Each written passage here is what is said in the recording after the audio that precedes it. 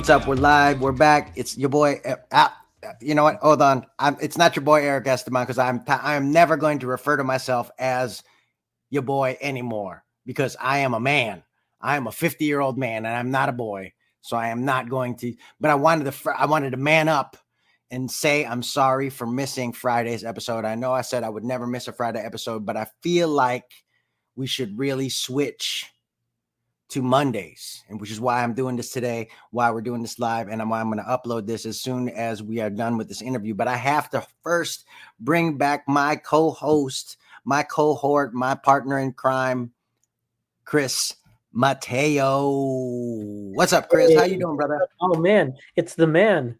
Is that the news? That's a big news that you're no longer a boy? I am not the boy.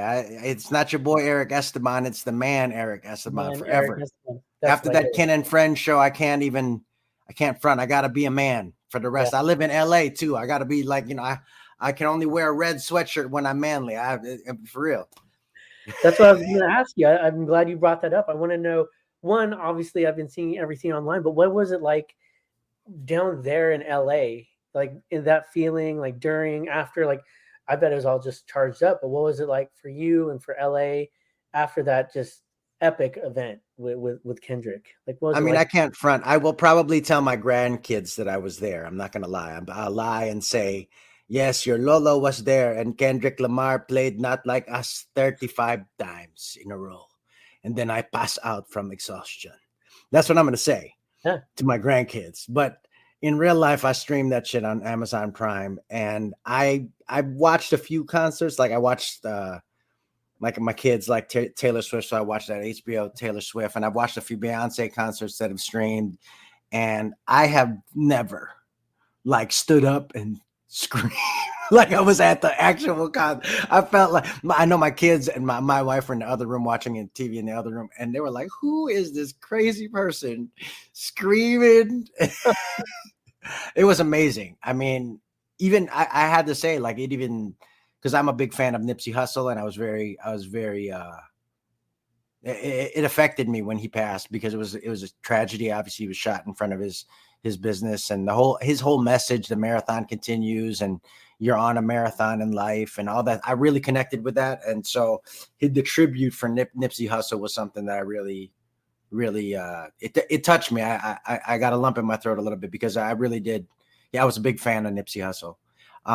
But as far as being here in LA on the West Coast, and I mean, even I feel like even up in Sacramento, you felt it a little bit because there was a certain level of just like it was.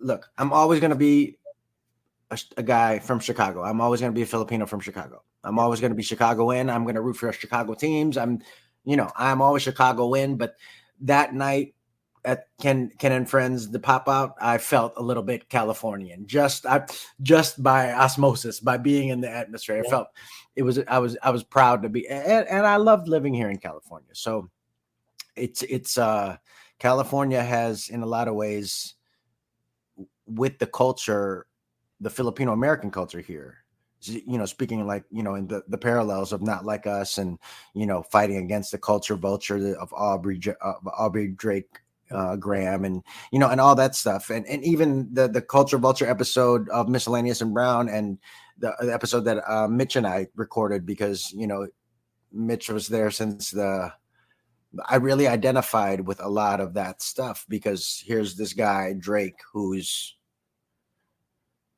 in a lot of ways manipulating the culture for his benefit without paying respect. And when you break it down, like even like the stuff where he's buying Pharrell's chains and buying Tupac's ring and, all these weird things where it's very colonizer activity where you're almost making a British museum of your artifacts, of hip hop artifacts almost. Yeah. And so I really connected with that because of the Tagalog Kurt stuff in my own career and my own comedy and how I really feel like in a lot of ways, there's a lot of Caucasian Tagalog speakers who benefit from our culture without showing it the proper respect. In a lot of ways, they Drake our Filipino culture and that's part of why this whole I connected so much with this beef and so much with this thing, because it was almost the authentic artists and the authentic culture reclaiming the rights to their culture, to their art, so and I very much empathize with that in relation to the conflict I've had with all the different, and at the end of the day, my conflict isn't with them, the Caucasians that are Yeah. Can I ask? They're vulturing it, but it's not my conflict isn't with them. It's with the media that covers them and treats them like stars. Yeah, for sure. Can I ask though? Have you just coined the term Drake as a verb?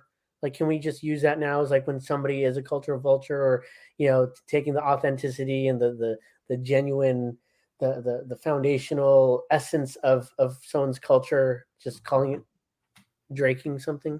Like, oh man, you could call it that, but see, because when I first talked about Tagalog Kurt, I compared him to Rachel Dolezal, because it was a white lady claiming Black culture, and in the same way that Kurt, because I don't know if you guys know the story behind Tagalog Kurt and I, but he slipped into my DMs and tried to follow me. And I blocked him and told him, "Don't follow me. You can still keep stealing jokes from Joe Coy, and you can't steal my jokes, because I know that fool to have an Ewok joke on his fucking stream in a hot second if he was following me. Because if you look at he literally is a vulture of Filipino culture, and he treats it like a carcass, like a vulture would. But enough about them. I don't like talking about I mean, I do like talking about them in that I want to remind Filipinos who are watching this and listening to this to unfollow. But at the same time, if you don't want to unfollow but you want to listen to this, trust that will be a repeated message, that y'all should let Filipinos be the stewards of our culture and not allow the colonizers their anyway. Yeah.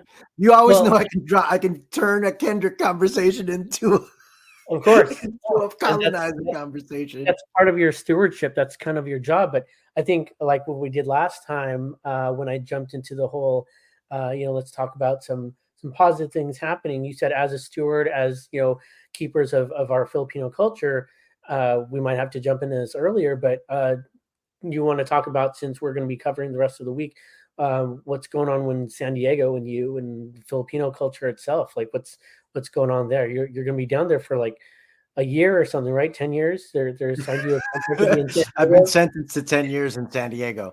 Now, I'm going to be in San Diego 3 weekends in a row, starting.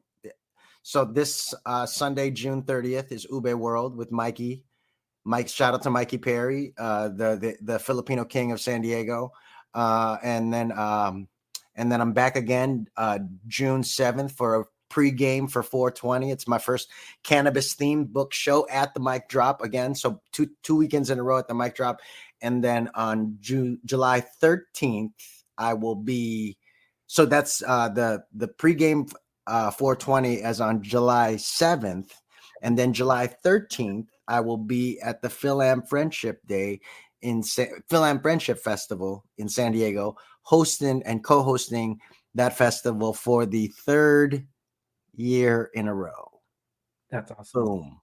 They not like us. They not like us. They not like us. That's awesome. That's so awesome. Yeah, go ahead. Good. I was just gonna say, I don't know if because it's Joanne Fields that set it up every year. It's like she picks a date when she I don't know if she just follows my schedule, but it's like when my family and I are just not in California or we're just out of town. That's a weekend. Didn't we meet in person at one of the Phil-Am Friendship Days? Weren't you there? No, I was supposed to, but I think was it somebody was over there that we both knew, and I was like, "Hey, go say hi to Eric because he's going to be there." Who's the lady that we were podcasting with for a little while and zooming with? Was it Melissa? Yeah, no, not Melissa. Not Melissa Ramoso. younger lady, because we were talking about doing some stuff for transplants and It's Kyla Aquino Irvin. Kyla Aquino. Yeah, there you go. That's who I met at the Film and Friendship Day Okay, in person, okay, yeah, and then we want to reconnect, and I reconnected with you during that time too, yeah, because we were zooming with Kyla. There you go. yeah. That's what it was. Oh, that's awesome. But yeah, no, I. So it's weird that you ask about this up top, because there's a weird, almost line in comedy that I'm walking a little bit right now, in that I'm excited and very proud to have hosted some of these bigger festivals, 2 and 3 years in a row, and been asked to come back and host multiple times. But at the same time, it's almost like I'm starting to feel like I'm repeating myself. You know what I'm saying? Yeah. Like I need to, I don't know if it's not, I don't think I'll ever stop hosting festivals like this and doing stuff like this, but maybe it's time to start maybe even producing my own festivals, and producing comedy festivals, and, specifically geared towards Asian Americans. Cause they have one on the East Coast. They have, I think it's Asian Comedy Festival, if I'm not mistaken. So, I would think that there'd be something. I mean, there's been a few here, but there's never been, I want, me, when I do stuff, I try to do it more substantially, and I'm trying to move a little bit slower, but with more purpose.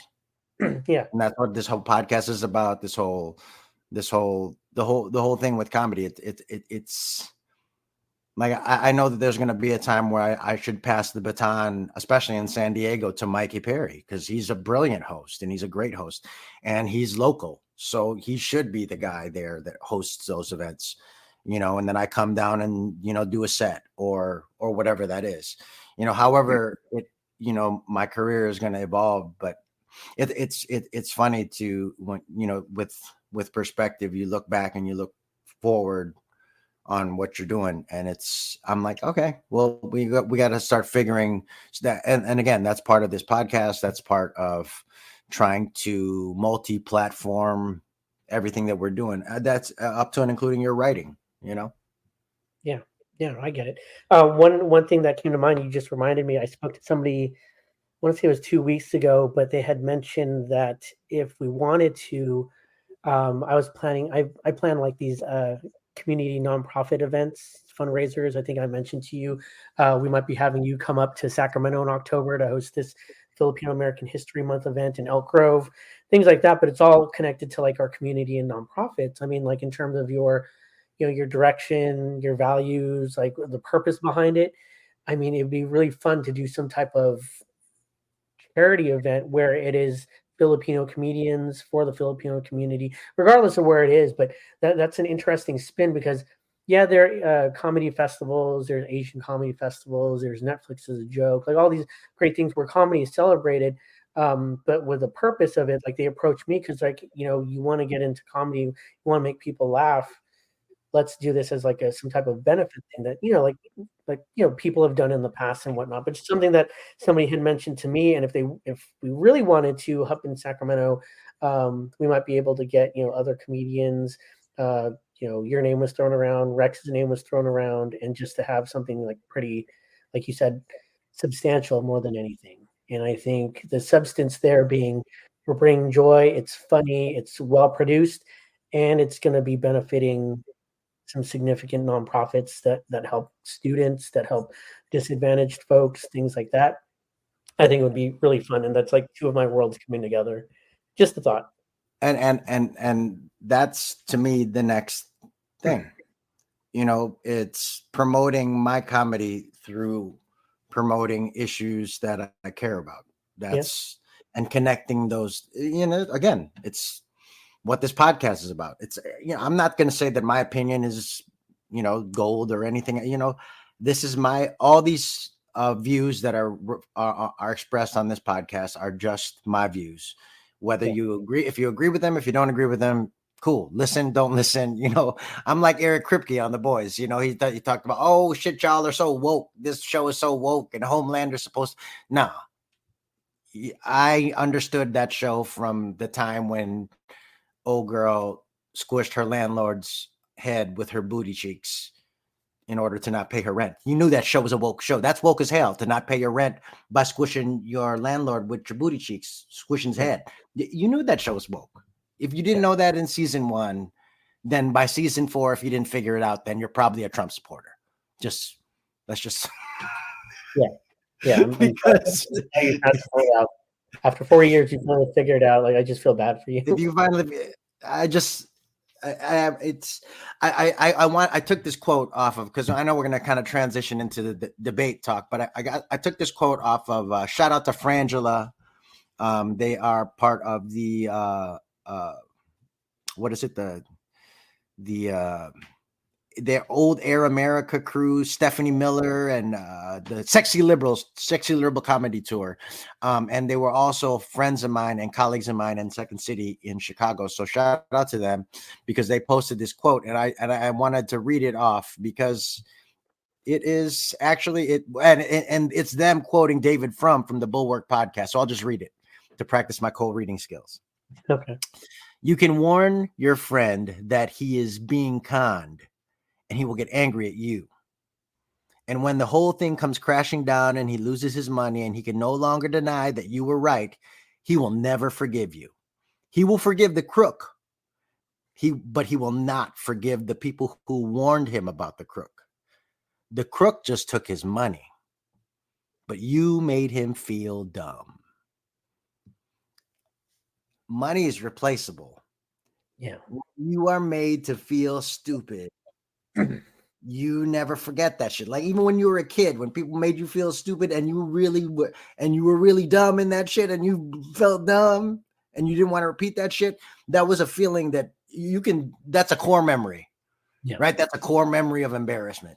Yeah. So imagine when you're an adult, you're a grown ass person who has their job and their life, and you're telling them that they're stupid, and then all of society is telling them they're stupid, and then the guy that they're supporting through his actions is being like, talking about sharks and batteries and swimming and all the other stupid shit that he's talking about. I mean, to be honest, I can't really wait for the debate, because, and I'm pretty sure that the Biden folk are also in the same kind of thing. They're like, don't mute his mic. Let him say all that crazy shit. That's where I'd be if I was Biden. To be like, can you, in my retort, I'd say something, and then I'd hear peripherally what he said. I'd be like, unmute this fool's mic so that all of America can hear what that stupid shit he's saying. Because that's really what the debate tactic should be. It shouldn't be, will you shut up, man? And be like, go ahead, keep talking, man. Yeah, please just let it go, so we can all hear, your brilliant mind and why we're supporting you, or whatever. We can talk about electric boats and if you would swim towards the electric sunken battery or the shark. I mean, there's already audio. I mean, even his whole, like, the election of 2020 was rigged. He even admitted he lost on audio. It's already out. It came out this week. I feel like this house of cards is crumbling, but I've said that a bunch of times, and I'm not going to say it until he's fully vanquished and either in jail, because we still got to deal with the Supreme Court. Yeah. And Clarence Thomas, I didn't write that joke, but man, homie is for sale, and he's not on clearance, because he's expensive as hell. He has made a shit ton of money. And then Alito, with his, he controls his wife's uterus, but not her flag hanging skills. How does that even work, homie? How does that even work? I don't even know.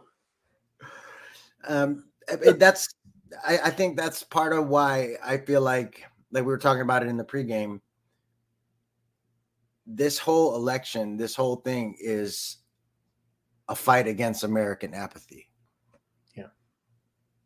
All of it, because it can be very easy to, I don't want to say lose hope, but, especially be like, my vote doesn't matter with this. And enough people do that. and enough people sit out, and you got 2,000 all over again. Yeah. Or you got everything's just perpetuating it because you're hearing very extreme stuff. You're hearing that like it's already predetermined. It's like it's perpetuated through the whole culture of our society, right? It's not. It's been like, okay, it's kind of set the tone for sports is clearly the number one where you're like, okay, well, this is rigged. This is the narrative. You're following the script. All these and things. it's divided on racial lines. Look at what they're doing with the WNBA and old girl from Iowa and the black girl from Louisiana, LSU, and how they're like, it's a race war, and one's not getting enough attention and the other's getting fouled too hard, and it's all black and white social war garbage when these women just want to play basketball.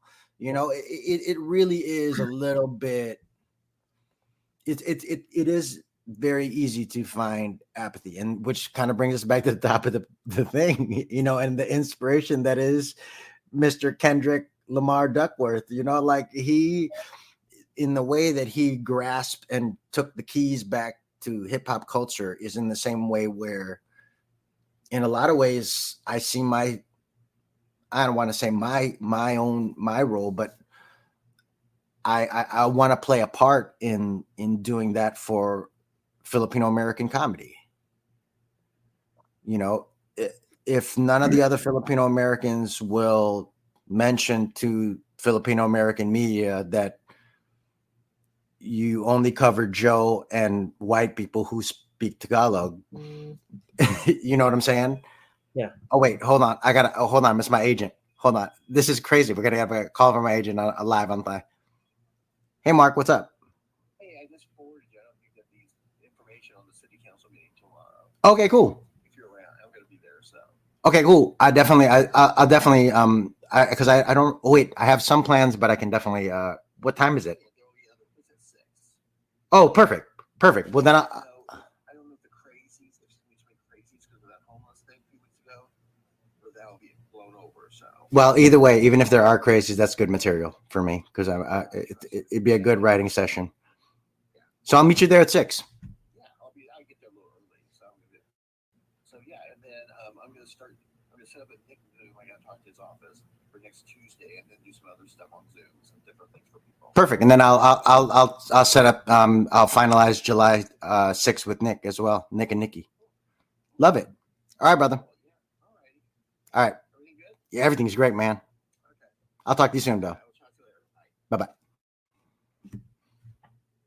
I love that we took that call just now because that was my agent talking about taking me and bringing me to city council, because I love that my agent believes in what we're doing too. My agent, shout out to my agent, Mark Scroggs from LB Talent.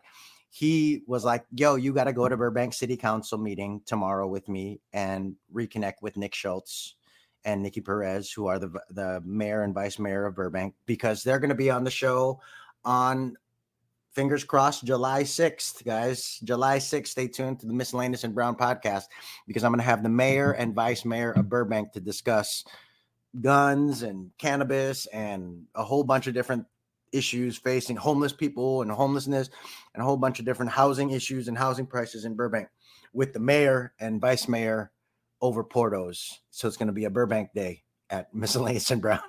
Fun that day. Man. How do I get there just to have Portos, and then you want me to just be the tech person to set up, and I'll just if we had it like that and we had some sponsors, I could ship you some Portos. Maybe if Portos would like to sponsor our podcast and we could record it live at Portos, that'd be great. Shout out to Portos. I'm gonna tag them in this thing and say, but they don't more need Miscellaneous and Brown. They don't need any promotion from me. Portos got a line out the door every day. They don't need any. They don't need to do any commercials. They need nothing from me. I need everything from Portos because they sprinkle crack into all their food. And that's just a joke. It's just a joke. I'm not saying anything. I'm not spreading bad stuff about Portos. It's just delicious, delicious pastries. And I promised the mayor of Burbank, Nick Schultz, that I was going to have Portos if he came to the podcast. So there you go. Boom. I'm sure everybody promises him Portos because that's the go-to pastry at Burbank. But yeah, that was a trip that my agent just called to talk about that, and we're going to go to the Burbank City Council because yes, the presidential debate is this week, and everybody's going to be talking about national politics for the next 4 months and all this other stuff. But local politics and like the Filipinos and Filipinas that are running for local offices here in California, to me, those are the races that I'm Yeah. getting All involved in. politics is local. All politics is local. Tip That's what O'Neill. Tip O'Neill was the first one who coined that, but it's the truth. It is. All politics is local. All the stuff that really affects you as a person, all the stuff that really affects your family, all the stuff that really affects you as a Filipino in the culture and how we are in American society and how we're placed and all these different things. It's all local politics where all the substantial changes and or the effects of the changes that are made without your say are happening. Yeah. So stay local, man, and know who's your mayor, know who your city council people are, know who your village, if you live in a suburb, your village council is. Heck, know the people on your condo board for real, because these are the people that are going to affect the things that happen in your everyday life. Yeah. And I think I think too many politics podcasts and too many even pop culture podcasts stress too much on the national story and not enough on the local story. And that's why I'm so excited to have Nick Schultz here, because there's so many questions that he can answer. And he used to work for Kamala Harris. So it's like 1 degree removed from having the vice president on the podcast. So look, we're moving and shaking and here at the what'd you say? Oh, that's where it starts, right? I mean, somebody like that who's just one away from our vice president, there's a reason for it, because those movers and shakers start somewhere, and they may or may not get to the vice presidential office, but they're still making stuff happen, and that influences everything all the way up to her. She's still going to need to know, hey, Nick, what's going on down there? He can say, these are the issues. This is what the people in this city are looking at. This is what people are looking at statewide. They need to know that stuff. So, yeah. And the really interesting about Burbank politics in specifically is that with Nick Schultz, Constantine Anthony, and Nikki Perez, that was the flip. That was the progressive flip that had never happened in the past, however many years in Burbank, where this has remained a very almost conservative hub outside of Orange County here in SoCal. Like Burbank has been a very conservative community in a lot of ways. And didn't that happen because you guys had like 2 or 3 open seats like at the same time? Mm-hmm. Like, wasn't that the reason behind that? And 3 progressives ran for it right at the same time, and then they all won. They just took it, handily, And so I feel like now, especially because like Nick's running for state assembly. Nick Schultz is currently running for state assembly. He just, he qualified in his primary, so he's running for state assembly. And then Nikki Perez is going to be the next mayor, because that's how it works. Like the vice mayor becomes the mayor in the next, and then whoever's has the most seniority on I think that's so. And I can discuss it with them. But again, that's rules that you should know in your local podcast, in your local politics, where how long is your local mayor's term, and what can he do, and what powers can he or she do? Those are the things that and in the case of Nikki Perez, she would be the first. I'm almost positive, because I know she's the first indigenous city council member elected to Burbank City Council. And so I would think that she would also be the first indigenous. I can't remember specifically what either indigenous tribe and or region she's from, but I remember her saying that she was of indigenous descent and that she would be the first in that case. So I like that stuff. That stuff's cool to me. Like Isabel Jurado being the first Filipina running for city council, and also Jessica. What's Jessica's last name again? Loza. Thank you, Jessica Caloza. For some reason, look at sometimes but Jessica Caloza, and how she's running for state assembly. She would be the first Filipina to win in state assembly, and then even Robert Bultao, and how he'd be the first Filipino to being, I think, I can't remember what his district is, but I know he's running for a local city council position in his district, and he would be the first Filipino in that. And it's a hugely, or maybe not the first, but one of the first. And it's a trip to me because all these Filipinos now could quite possibly be the next Rob Bunta, where, you know, they're a higher position in state government and, or even, who knows, national government. Cause you got a congresswoman like Jasmine Crockett, and you can coin a catchy phrase and know how to attack your opponents, you know, and just know how to stand up for yourself at the end of the day. You can become a national figure in a bleach blonde, bad built butch body second.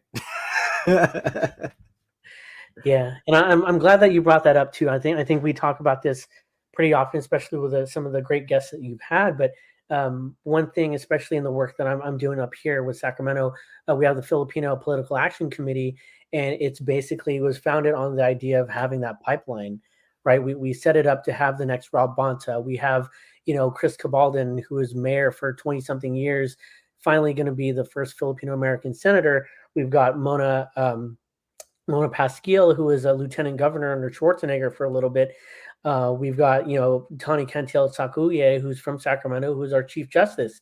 And we've got these amazing folks, but you know, we're trying to make sure that we have a system in place where, yeah, we've got cities like Pinole, we've got Daly City, we've got Jocelyn Manalo, who's been the mayor. You know, we've got folks that are just all over these cities, but we got to have them step up. But they can't do that alone and just resting on their laurels or feeling like this is a Filipino populated city.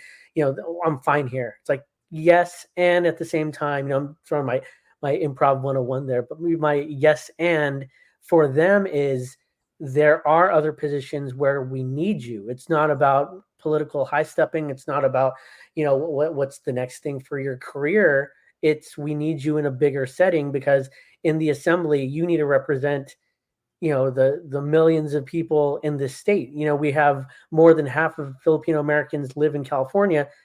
We don't have any more since Rob left, and then since Todd Gloria left to be the mayor of San Diego. And we're, you know, hoping and praying that Jessica steps in to be the first Filipina, but then she'd be the only Filipino assembly member again, you know, which is great, but that's not representative of the millions that live in the state. And so we need to encourage that. We need to take out that crab mentality. We got to lift them up as much as possible and say, like, look, you should run for this. You will run for this. And then this is how we're going to help. Right. And so organizations like PALAD, SAC Phil Pack up here, San Mateo County Filipino Democrats, these clubs are there to set folks up, but we got to do more and say, like, this is how you will do, this is how you'll win. It's more than just money. It's about the campaigning. It's about learning, like, the insider politics, right? Stuff that I have fun with, to be able to say, like, you need to talk to so-and-so and make this happen. We skip a lot of those steps because we think it's just, oh, let's throw some money at it and hope for the best. It's like, no, we could start early enough in high school and college and all these other, like you said, HOA boards, whatever the case may be. You need to know how the system is going to work in order for you to win. So, so shout out to local politics, but, you know, we got to yes and this and make sure that, you know, you're going to be one of several senators in the state, maybe the next California senator representing, you know, just, and then eventually president. And also, just to say, you may not want to just throw money at those organizations, but if you want to throw some money at this podcast, if you're listening, if you're a Filipino business that wants to be a sponsor to the Miscellaneous and Brown podcast, and you like what you're hearing and you want this message to get out and reach as many people as possible, yo, throw some money at us, sponsors. Filipino sponsors. We can do well you'll throw some money at us, and we will do well to work with it and do good things with it and spread the good crazy gospel of Erick and Chris Mateo. You align with us, we're going to be your voice. Just give us money to make that voice a little bit louder. Amplify. Well, and at the end of the day, everybody's asking to join your Patreon and join this and join that. And I understand that it can be intimidating and crazy. So I haven't really, I'm waiting to see what comes of this summer and this election and what, you know, this little show we got building and growing goes, because I have, like I said, we got Nick Schultz coming, we got Nikki Perez coming, we might have some some Sacramento of Filipino American affiliates, and some Rob Bunta people, because you've worked with Rob a lot, and so there's a lot of people that have worked with Rob throughout your history that you're connected with, that you can bring to the podcast, as well as Rob himself. So I'm definitely trying to have this be the place where you go for Filipino American politics, but politics with a little comedy perspective, because I'm not a political scientist. I was a minor in college, but I love this stuff. I enjoy it. This is my TV. I enjoy it. It's entertaining for me to write jokes about this stuff, because it almost keeps me sane, thinking about the craziness that's going on in our politics. You know what I'm saying? Like, it can be a little bleak if you really if you really look at it from an actual realistic perspective. If you can't look at it through a comedic lens, it almost is too depressing to look at it. Well, speaking of which, having fun with politics, what's up with this debate? Are we going to have fun with it? Do you have ideas on how we can have a little fun with the debate that's coming up? Well, I will say, like, somebody told me that we could do it like a drinking game, and every time Trump said the word rigged, you would drink. But I feel like you end up with alcohol poisoning if that was the case, because this whole debate is rigged. This whole election is rigged. Everything is rigged. This judge is rigged. Everything is rigged. Everything. The conspiracies that have festered within this fool's brain, and as far as everything being rigged against him, it's just your classic narcissistic behavior, where you think everything is. This song isn't about you anymore, homie. I bet you think this song is about you, but it is not about you anymore. This is about our country. And I feel like, as much as, you could talk about Joe Biden stutters and he's old, and, maybe he walks upstairs awkwardly or whatever, all the other stuff, I don't give a shit. The man has empathy, and even the past stuff, like, nobody likes the crime bill, but people forget that wasn't a racist crime bill. There were the Congressional Black Caucus during the 90s, when crime was really actually crime. Guess what? I was there. It was my, I was in high school and college all through the 90s. So I saw I didn't have, I couldn't wear certain color shoelaces in high school. Two of my homies didn't make it to high school. They made it to the last page of the yearbook, junior and senior year. You know what I'm saying? Like there was actual real violence back in the day, and it was a different game. So the crime bill in the 90s was different, but that said, if people can admit their mistakes and move forward, that's the type of leader I'm asking for. That's not, you can, and especially, and also, I mean, we can throw in all the other stuff with Biden, with the accomplishments of the Biden-Harris administration from the past 4 years. It's the most with this crippling Marjorie Taylor Greene Congress, still accomplished a bunch of legislative things, almost more than FBR. Isn't that what somebody said? They've accomplished more legislatively than FDR, even with crippling of not having the House of Representatives as their party. So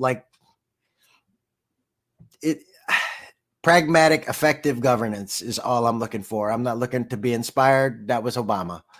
Not everybody's going to be Obama. You know what I mean? Not everybody's going to inspire like Obama. And even Obama, nobody's perfect, because if you really wanted to break it down in full disclosure, honesty, Obama did a lot of funky things that empowered Trump later on, like the drone stuff, and how the drone attacks increased after Obama did them and almost validated them so that Trump could do them. So all presidents do bad things, and nobody's gonna be a perfect person because this is not a perfect world. It's just, I don't know.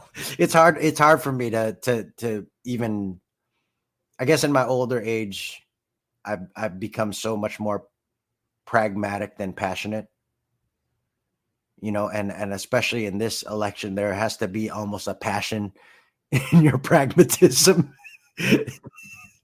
Yeah. Because if we're complacent in this election, we could lose it all, because this guy Trump is not. I mean, we don't have to keep.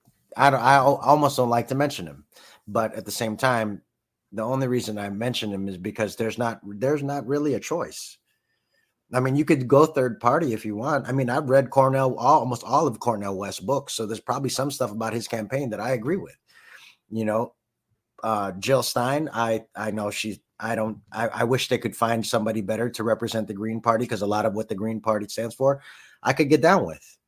And then there's RFK and his brainworm. Come on, just stop. Yeah. You can hardly. I can't even deal with his raspy ass voice. I don't want to hear him on a debate.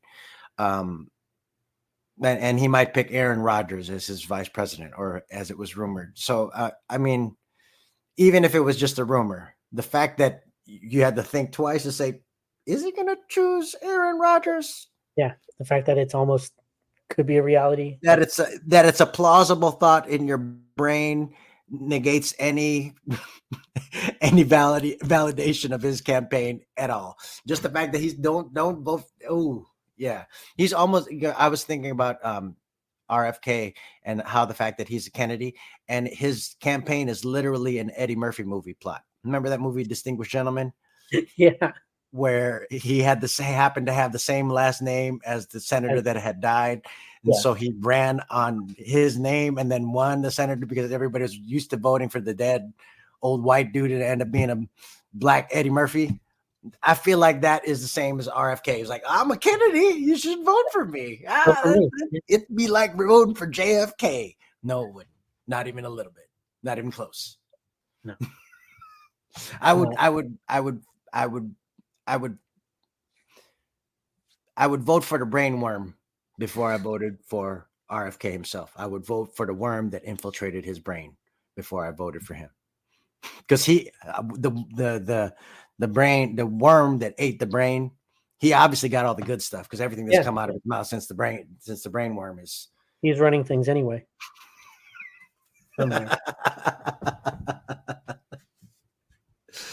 Man, but I will say, let's close it out with because Trump said that he was going to reveal his VP pick at the debate.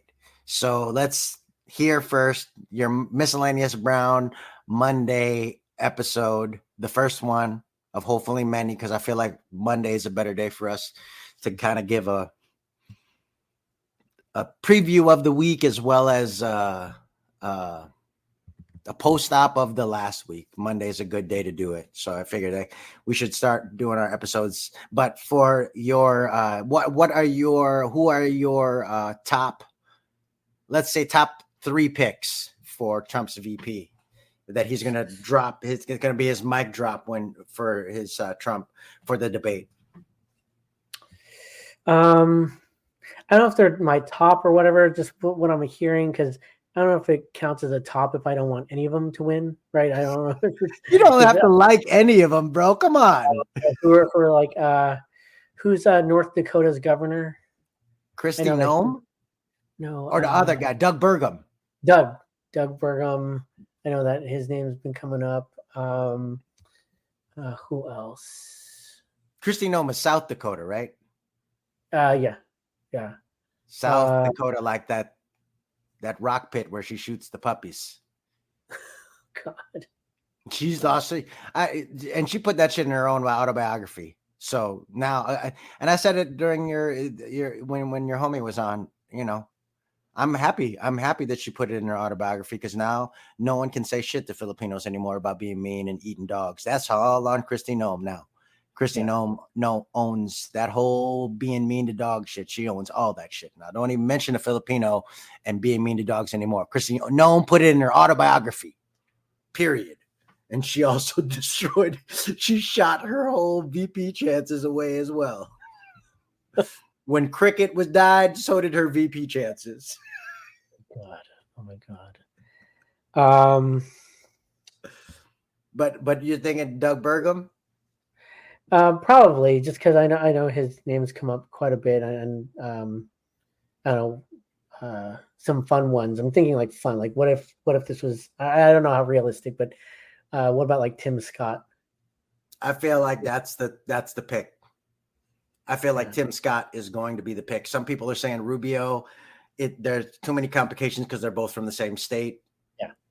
And Rubio is a senator, and he couldn't, be like, no, I'm actually from Louisiana and move. No, he can't do that because he's literally the state senator. So Rubio he can't because Trump's state now is Florida, right? So that negates DeSantis or Rubio, and DeSantis wasn't going to get picked anyway with his white boots. No. But Tim Scott he's been acting the most like Samuel L. Jackson from Django Unchained. Like he's straight up has been acting very much like the House Ninja, we'll say. So I feel like he's been so like almost embarrassingly complimentary to Trump in every statement, in even in relation to like when Trump was convicted. Tim Scott was like the dude. And I was just listening to the Native Land podcast, and they were saying that of African-American voters, they were saying that if they were considering Trump and he picked Tim Scott to, like, hey, I'm not racist. Here's a black vice president, right? It would make black voters not vote for him because they hate Tim Scott so much. Because Tim Scott is, he's that character from Django Unchained. Samuel, I can't remember, Nicholas, whatever. I can't remember his name in the movie, but the character of the character of the slave that, was very loyal to the master. Yeah, that's Tim Scott, unfortunately, and it's almost sickening. But I feel like that's going to be the pick because, then it almost gives even all of MAGA the whole, hey, no, my guy's not racist and I'm not racist. Look who our vice president is. There's our black friend right there. Tim Scott is willing to be every racist's black friend. That's what Tim Scott is. And that's why I feel like he's probably going to be the pick. Yeah, he's up there. And then kind of on the same lines, I don't think it's as realistic because for like what you said with Rubio being Floridian, but this guy Byron Donalds, have you heard of him? I feel like it's a shame that they've propped that. Like in any other political climate, this guy would not even get, any coverage. But in fact, with Byron Donald, because I watched a couple of his, I watched his debate with Joy Reid on MSNBC, and the cynical thing about Byron Donald is, and in the same thing with Tim Scott. I mean, let's be honest. Tim Scott has been a state senator for a long time with Mitch McConnell. Isn't that right? In North Carolina or wherever I can't remember where. One of the southern states. So he knows what the hell he's doing.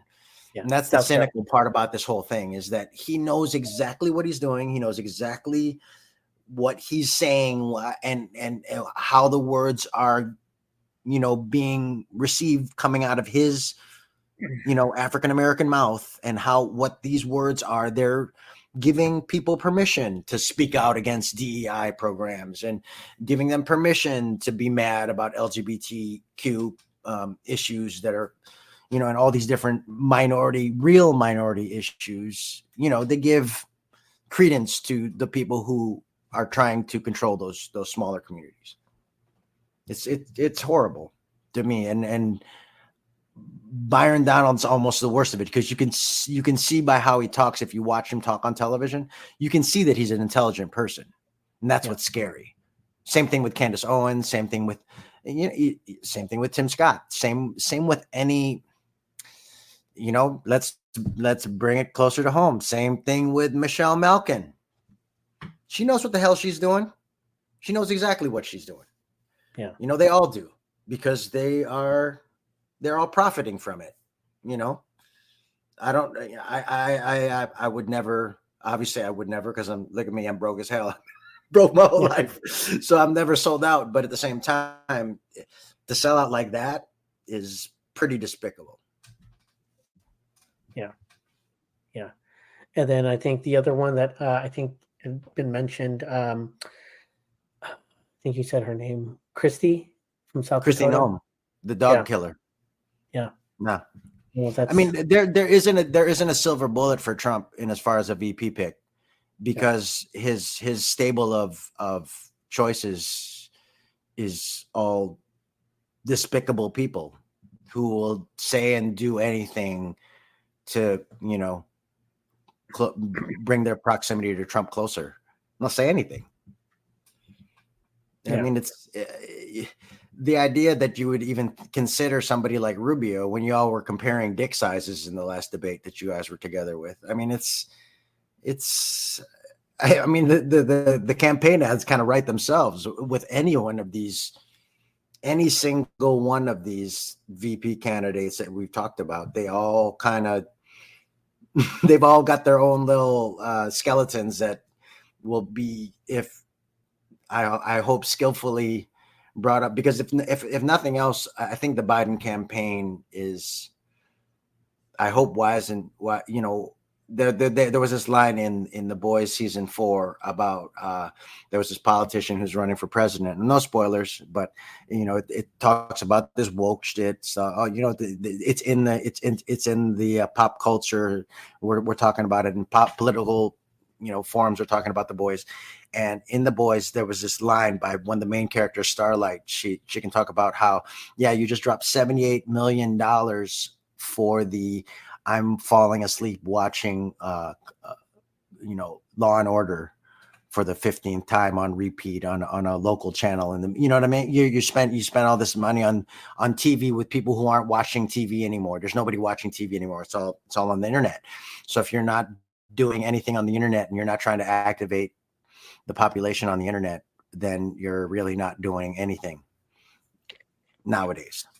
Yeah. And so, that's where I feel like, it's almost like a clarion call for the Philanthropists for Biden association that we're with, and for all the online people and people who have an online presence to kind of like get the message out. And that's kind of where we're at. So I hope that, this episode has kind of enlightened you a little bit, but also we're going to hit you hopefully with a post-debate recap. We want a debate recap on Friday. Yeah. We could just hit them next Monday. What do you think? Let's see how we feel. Let's see how charged up we are after the debate. We can do something simple on Friday, just like even like a 15-minute recap to like, hey, we predicted this right or this wrong, or like we know these people that actually follow through on the drinking game, and we're hoping that they recover a lot quicker than expected, like things like that. Yeah, it took me a day and a half to get over alcohol poisoning after my wedding. So just so you know, I did see some rules though. I did look this up after we were talking about the drinking game, because I've never done one for the president. I know it's out there, but for the debates, I saw some really fun ones. One was like, for the duration of any of the handshakes, you just chug.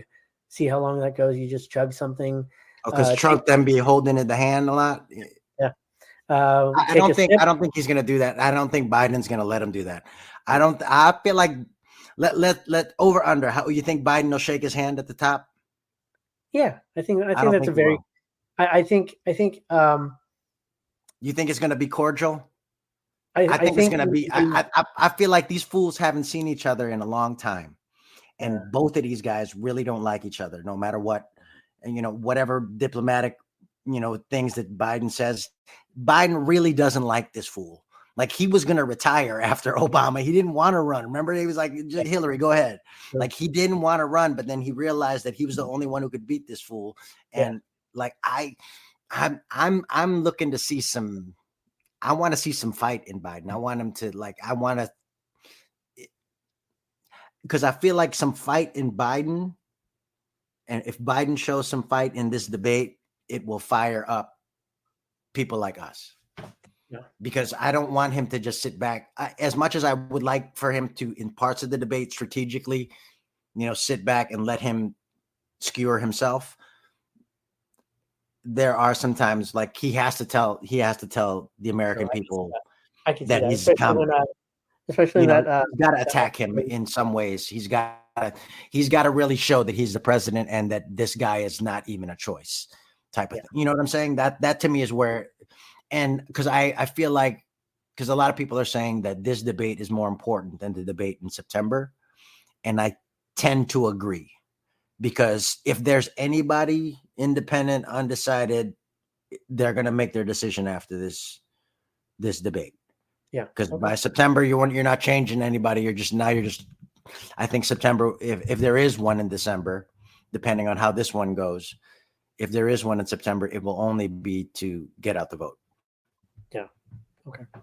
I do see, I mean, if we're, my other lens would be, yes, I do see him shaking his hands, but the funny thing would be if he shook his hand and he like either looked down and was like, or like just wiped it and then went over to his thing, just something just really like, yeah, I'll shake your hand, but I almost, for me at this point with all the stuff that Trump has done, I don't want him to show him any respect, but that's just me. That's probably why I can't be president. It's because I'd punch that motherfucker in the face.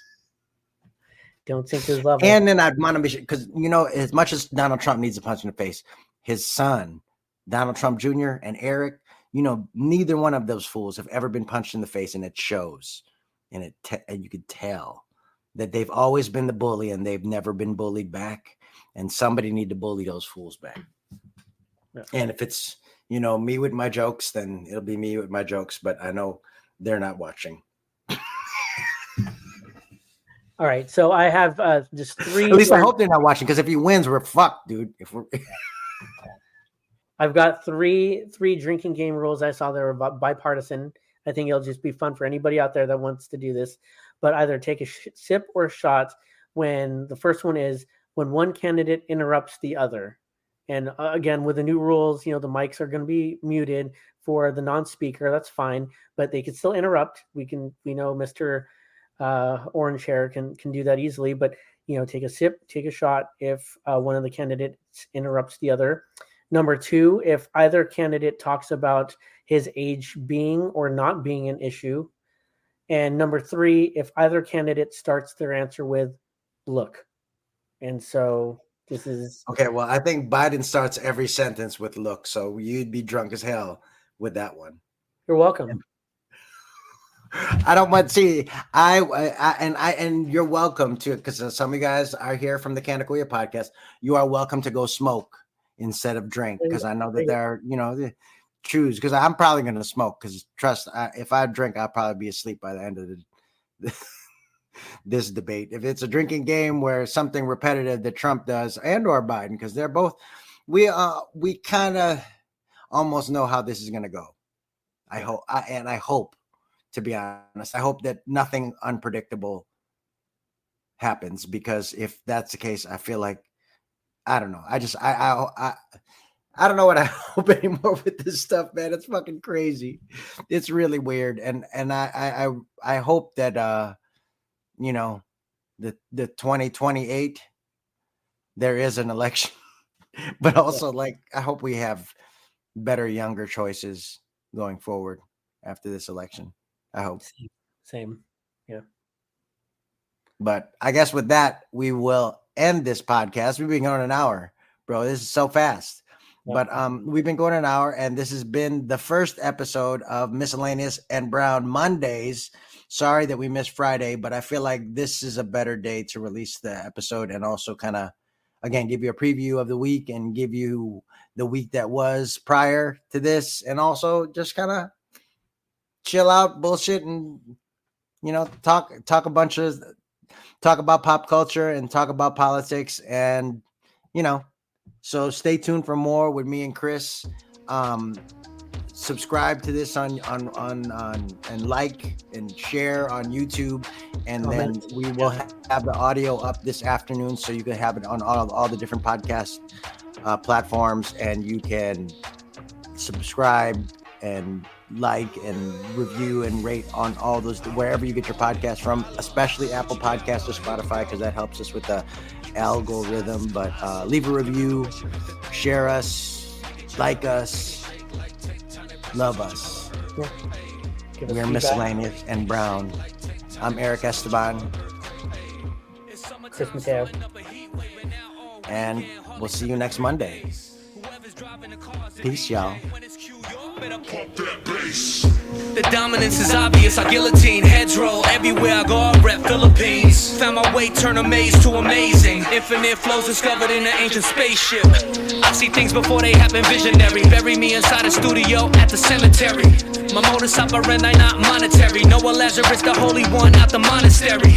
So let me see your cue, plus the Y, that's the crew. I'm a giant, how I grew, still connected to my roots. Rhymes, I kick it like Bruce, got me feeling like Zeus. Standing tall like Manute, to reach this level need a boost. I don't think you want any problems, but you got one, here we go. You can see the size is colossal. Look at the way she make the thing go. Make it gyrate, make it shake like tectonic plates, that's what you call an earthquake, ayy. Make it gyrate, make it shake like tectonic plates, that's what you call an earthquake, ayy. Smoother than Brazilian wax, that's interact. My life a cinematic reflection in the mirror max. With the pros, I'm proliferating. She said my syntax sounds so scintillating. Flavormatics on the beat, savory. Being scared, still doing it, that's bravery.